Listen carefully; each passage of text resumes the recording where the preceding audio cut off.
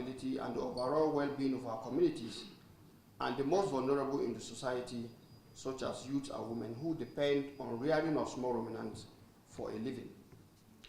It is worthy to remember that Nigeria is the most populous country, and given our population, it is projected that national human population will increase from this 250 million in 2024 to over 400 million by 2050.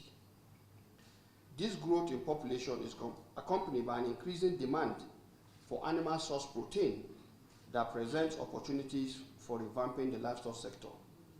Like one of the speakers said earlier, it is a challenge, but it also offers an opportunity.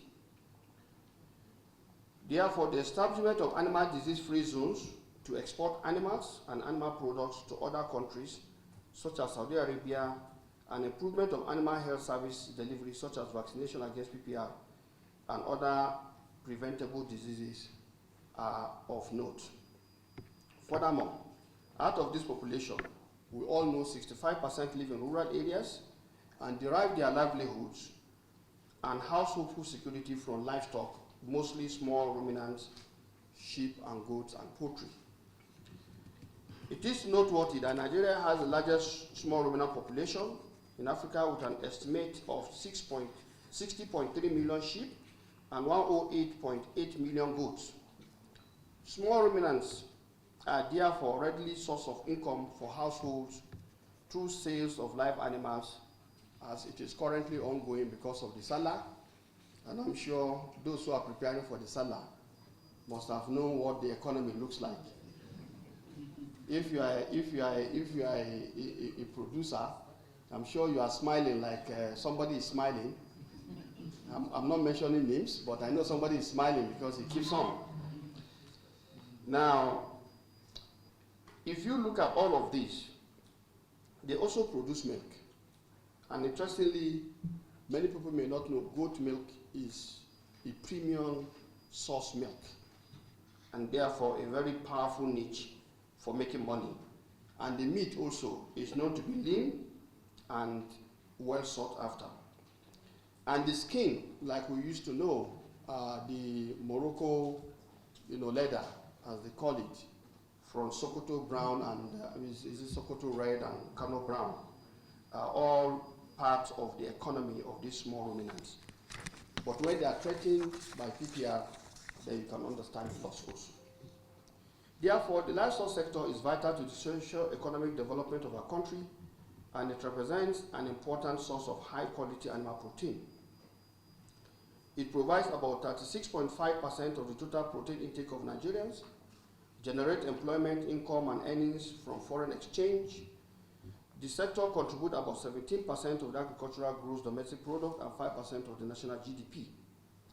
If properly annexed, the livestock sector combined, of which the small ruminants, sheep and goat plays a major role, has the potential to contribute more than 11 billion annually to our Nigerian economy.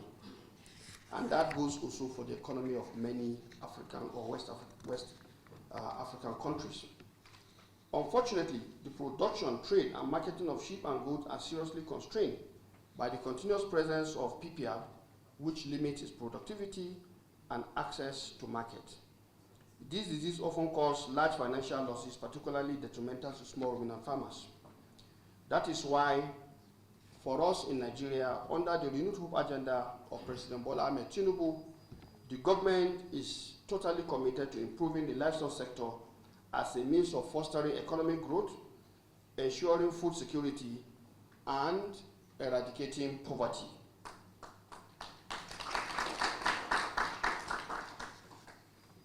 The eradication of PPR and other transboundary animal diseases is a critical component of this agenda. By eliminating this disease, it will not only protect our livestock, but also empower our rural communities and contribute to the nation's economic resilience.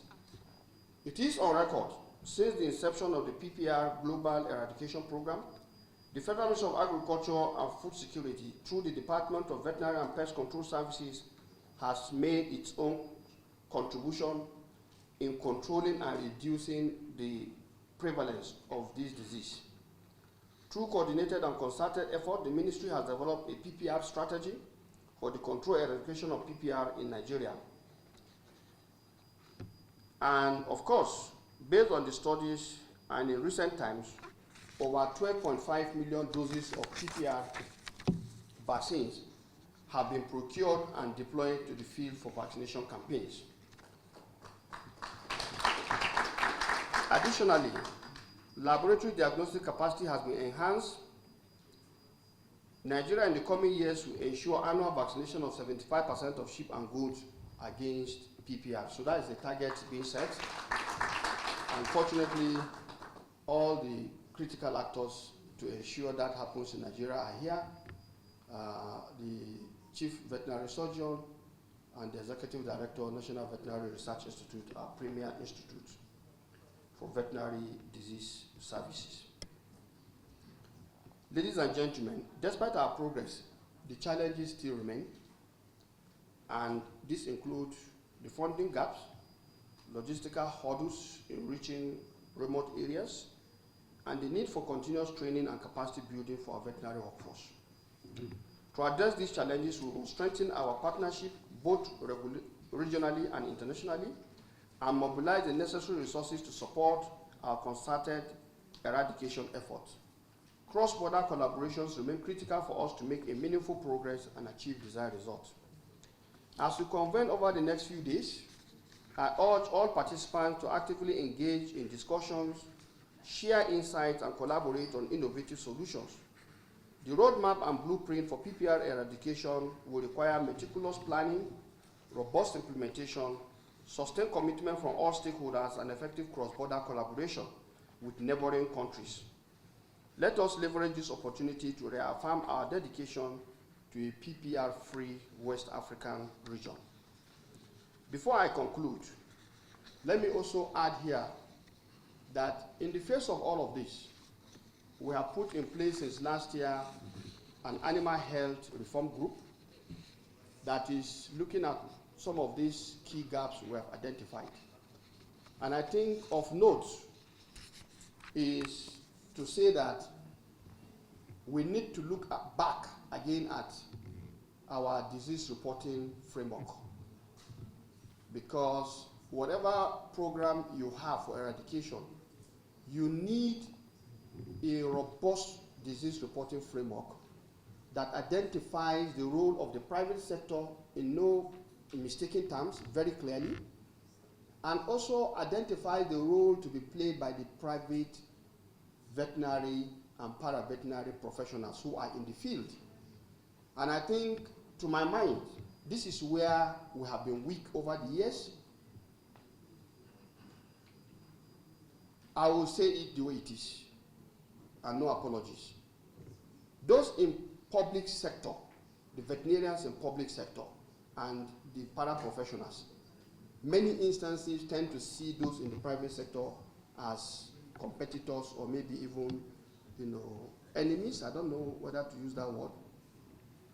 This is where we are having the biggest challenge, because yes, government services are structured. In our own case, down to the local government, for example, in Nigeria. But when you check, the few veterinarians who are in the field, the para-veterinarians who are out there in the field, they don't have any linkage to whatever happens in government offices. And I think in our own case, part of the strategy we're looking at is to identify areas where you need to provide support to them. And I think it's funny that we think we cannot provide support to those who are in private service. And I'm sure, for record, the World Organization for Animal Health is here. Animal health services are social service. The bulk of it in the area of market failure, where if you truly want to go in there and operate as a private sector, you will not make profit. Yet, if left unattended, the damage to the socio-economic fabric of communities can be very, very, very damaging. And so, for us, we are ready to provide guidance so that government can provide very, very robust support to those who are operating in providing animal health services across board. That way, when you have a disease reporting framework that challenges them and requires them to provide certain, information, I think they will be more than willing to see you as partners to provide this information. To my mind, this is one very important point I would like participants to debate and to come out with a very robust framework that will help us. Because let's not deceive ourselves. If you truly want to do veterinary practice, you are not going to make money. I stand to be corrected. Because the bulk of the areas you will go to operate, even the logistical challenges are enough for you. So, to me, and I'm sure the World Organization for Animal Health have said it in several documents that I've read, that animal health service is actual social service. And if it is social service, then we must demand from government participation by way of supporting those who are providing this service. You may call it subsidy, you may call it support. I see it as support, not subsidy. But if you give them that support, that strengthens them, that encourages them, and that creates that ecosystem you badly need to make sure that you know what is happening within the field. With this, in conclusion, I want to reiterate our government's commitment to the PPR Global Eradication Program. We stand ready to work alongside our regional partners, international organizations, and local communities to achieve our common goals. Together, we can create a future where PPR no longer threatens our small and ruminant economy and the livelihood of our people. I wish you all a productive and successful conference, and thank you to the glory of God and for the benefit of humanity. Thank you very much for your kind attention.